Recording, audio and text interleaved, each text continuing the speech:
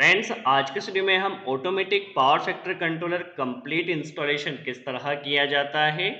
Automatic power factor controller installation के लिए हमें कौन कौन से डिवाइस रिक्वायर्ड होते हैं, किस तरह से प्रॉपर वायरिंग की जाती है, हर एक कॉन्सेप्ट को आज के इस वीडियो में हम समझ लेते हैं। सबसे पहले देखिए दोस्तों, आपके पास किसी भी कंपनी का ऑटोमेटिक पावर फैक्टर कंट्रोलर हो, सबसे पहले आपको उसकी ड्राइंग को रीड करना है। जैसा कि हमारे पास यहाँ एक टेंस कंपनी का RGM12S मॉडल का ऑटोमेटिक पावर फैक्टर कंट्रोलर है। आपके पास किसी भी कंपनी का हो सकता है। ठीक है, सबसे पहले आपको ड्राइंग में रीड करना है इनपुट पावर सप्लाई हमें क्या कनेक्ट करना है। देखिए, हमारे पास ये जो ऑटोमेटिक पावर फैक्टर कंट्रोलर है, इसमें हमें लाइन और न्यूट्रल कनेक्ट करना होता है। किसी किसी ऑटोमेटिक पावर फैक्टर कंट्रोलर में आपको 3 फेज और एक न्यूट्रल कनेक्ट करना होता है। तो सबसे पहले देखिए, हमने यहाँ पर सिंगल फेज पावर सप्लाई यहाँ पर कंट्रोलर की इनपुट पावर सप्लाई कनेक्ट करना है। एक हमें यहाँ पर सीटी को कॉम्पनसेट करना होगा सिंगल फेज में। ठीक है, सिंगल फेज में सीटी को कॉम्पनसेट करने के लिए देखिए, सीटी के टर्मिनल यहाँ पर दिए गए हैं K1 और L1। ठीक है, सीटी का K1 इसका प्राइमरी होता है और L1 इसका सेकेंडरी होता है। जब हम इसका कनेक्शन करेंगे तो यह भी हम क्लियर करेंगे। इसके अलावा हमारे पास है जो देखिए automatic power factor controller 12 step तक आपके कैपेसिटर बैंक को कंट्रोल कर सकता है। देखिए 12 स्टेप यहाँ पर दिया गया है। किसी किसी कंट्रोलर में 7 स्टेप होता है, 12 स्टेप होता है या फिर 24 स्टेप होता है। तो ठीक है, सबसे पहले आपको इसका रीड कर लेना है कि कितने स्टेप तक आप पावर फैक्टर कंट्रोलर के जरिए कैपेसिटर बैंक को ऑपरेट कर सकते हैं। तो 12 स्टेप तक हम यहाँ पर कंट्रोल कर सकते हैं। इसके अलावा देखिए, हमें यहाँ पर एक फैन का टर्मिनल दिया गया है। क्या होगा, जब आपका कंट्रोलर स्टार्ट होगा तो यहाँ से फैन भी आपका स्टार्ट होगा। यदि कोई फॉल्ट आता है तो फॉल्ट के लिए अलार्म का आपको यहाँ पर एक टर्मिनल दिया गया है। इस तरह से हमारा प्रॉपर सेटअप रहेगा। सेटअप को समझ लेते हैं। ठीक है, ये हमारे पास एक ऑटोमेटिक पावर फैक्टर कंट्रोलर है। इसके अलावा हमने यहाँ पर एक MCC भी कनेक्ट किया, जिसके जरिए हमारी कैपेसिटर बैंक को सप्लाई दी जाएगी। अभी के लिए हम 3 स्टेप तक यहाँ पर पावर फैक्टर कंट्रोल कर रहे हैं। तो 3 कैपेसिटर बैंक हमने कनेक्ट किया है।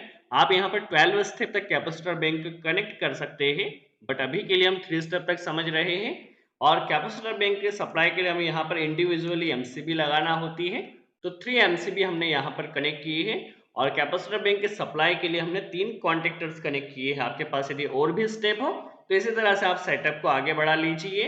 देखिए, यदि आपको पावर फैक्टर ऑटोमेटिकली कंट्रोल करना हो तो सिंपल सा आपके पास पावर फैक्टर कंट्रोलर से यहाँ से आउटपुट जाएंगे और एक कॉन्टेक्टर को स्टार्ट कर देंगे। बट यदि आपको मैनुअली भी कंट्रोल करना हो, दैट मीन्स ऑटो और मैनुअल फंक्शन भी यदि आपको चाहिए, तो इसके लिए हमने यहाँ पर 3 सेलेक्टर कनेक्ट किए हैं। देखिए, यहाँ पर 3 सेलेक्टर लगाए। यदि आपके पास और भी स्टेप हो तो आप इसी तरह से सेटअप को आगे बढ़ा लीजिए। ये हमने जो सिलेक्टर लगाए हैं, सिलेक्टर में 2 एनो पीछे की तरफ कनेक्ट हो गए, एक मैनुअल के लिए और एक ऑटो के लिए। इस तरह से वायरिंग की जाएगी वह भी हम समझेंगे।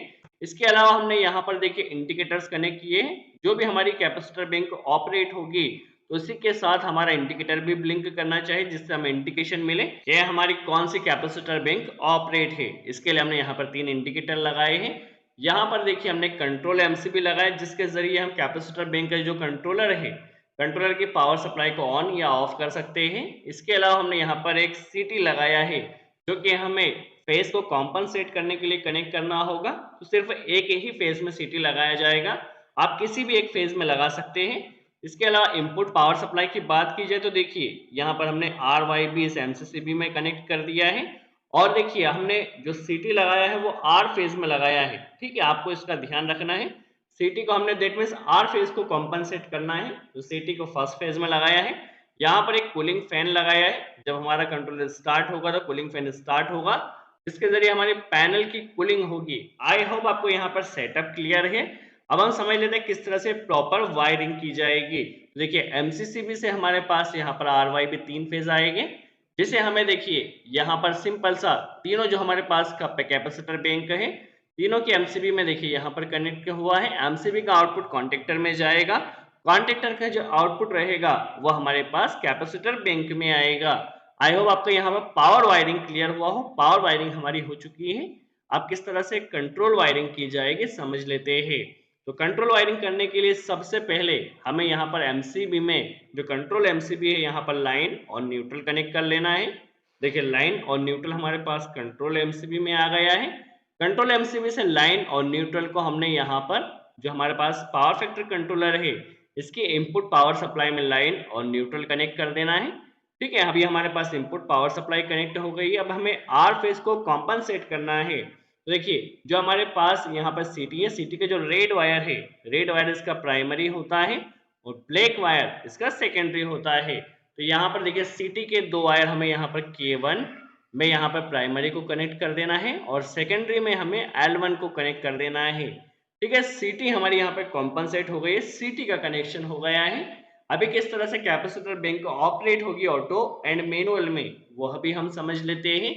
अभी यहाँ से हमें देखिए एमसीबी के आउटपुट से ही आपको फेज लेना है और वही फेज लेना है जो आपने यहाँ पे कॉम्पनसेट किया है, आर फेज को कॉम्पनसेट किया है तो आपको आर फेज ही लेना होगा। तो आर फेज को हमने देखिए यहाँ पर लाइन के कनेक्टर पे कनेक्ट कर दिया है।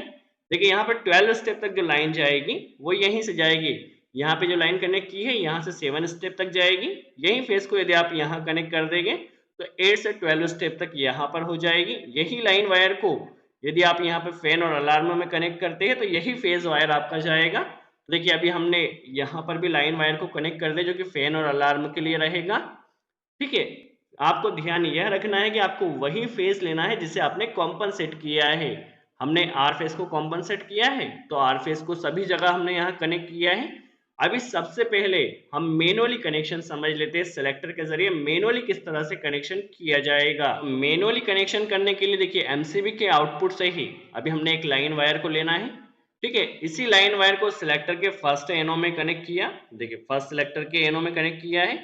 यहीं से तीनों सिलेक्टर के तीनों एनो में देखिए हमारे पास मैनुअली, यदि हमें मैनुअली ऑपरेट करना है तो फर्स्ट एनो में तीनों ही सिलेक्टर में कनेक्ट कर दिया है। अभी यदि हमें ऑटोमेटिकली कंट्रोल करना है, देखिए जब पावर फैक्टर डाउन रहेगा तो फर्स्ट स्टेप ऑपरेट होगी, फर्स्ट स्टेप ऑपरेट होगी तो इसका फेज वायर यहाँ पर आ जाएगा सिलेक्टर में। देखिए फर्स्ट स्टेप के ऑटो का कनेक्शन हमने यहाँ पर सेकंड एनो में किया है। इसी तरह से यदि पावर फैक्टर अभी भी डाउन रहता है तो यहाँ से C2 से हमारा लाइन वायर निकलेगा, सेकंड सिलेक्टर में कनेक्ट कर दिया है। अभी भी यदि हमारा पावर फैक्टर मेंटेन नहीं हुआ है तो अगेन थर्ड स्टेप भी ऑपरेट होगी। थर्ड स्टेप के लिए सिलेक्टर के सेकंड एनो में कनेक्ट कर दिया है। यदि अभी भी आपका पावर फैक्टर मेंटेन नहीं होता है तो इसी तरह से आगे भी C4, C5, C6 इस तरह से ऑपरेट होंगे। ठीक है, अभी के लिए देखिए हमने तीन यहाँ पर स्टेप कंट्रोल कर रहे हैं। तो मैनुअल के लिए हमने फर्स्ट एनो का यूज किया है सिलेक्टर का और ऑटो के लिए सिलेक्टर के सेकंड एनो का यूज किया है। अभी देखिए दोनों ही हमारे पास जो एनो है सिलेक्टर में उन्हें हमें शॉर्ट कर देना है। ठीक है, इस तरह से यदि हमारा कनेक्शन मैनुअल में जाएगा तो भी यहाँ पर आएगा, ऑटो में जाएगा तो भी यहाँ आउटपुट में आएगा। इसके लिए हमने यहाँ पर शॉर्ट किया है, तीनों ही सिलेक्टर को इस तरह से शॉर्ट कर दिया है। ठीक है, अभी क्या होगा, फर्स्ट स्टेप किस तरह से ऑपरेट होगी समझ लेते हैं। ठीक है, चाहे ऑटो हो या मैनुअल, यहाँ से सप्लाई आएगी, मैनुअल में यहाँ से आएगी और यहाँ पर आएगी, ऑटो में भी यहीं पर आएगी तो आउटपुट सेम रहेगा।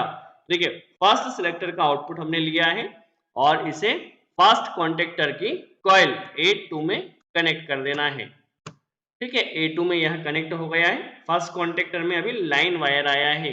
न्यूट्रल भी हमें देना होगा तो न्यूट्रल हम यहाँ पर डायरेक्टली कनेक्ट कर देते हैं। ठीक है, न्यूट्रल यहाँ पर आ गया है। फर्स्ट स्टेप जैसे ही ऑपरेट होगी, जब आप ऑटो में कनेक्शन कर रहे हैं, जैसे सिलेक्टर को ऑन किया तो यहाँ पर देखिए हमारे पास फर्स्ट कॉन्टेक्टर ऑपरेट हुआ, लाइन और न्यूट्रल हमने डायरेक्टली कनेक्ट किया है।